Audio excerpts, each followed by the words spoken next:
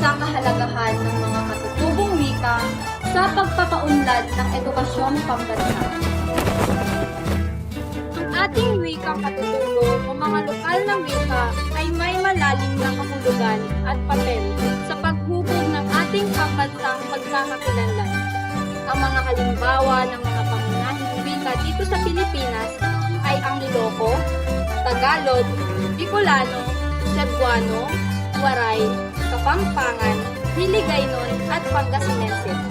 At sa bawat wika naroroon ang ating kasaysayan, kultura at mga tradisyon na nagbibigay saysay sa ating pagkakakilanlan bilang mga Pilipino.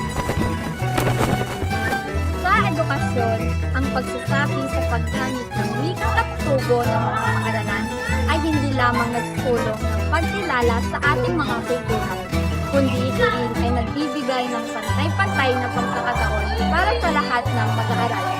Kapag ang mga mag-aaral ay natuto sa kanilang wika, mas madali nilang mauunawaan ang mga aralin kaya't mas magiging kawili-wili ito para sa kanila.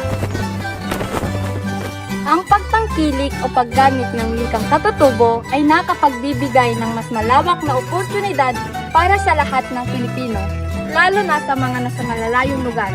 Sa pamamagitan nito, mapapalakas natin ang ating pagkakaisa at nakakatulong tayo sa pagbuo ng isang mas inklusibong lipunan.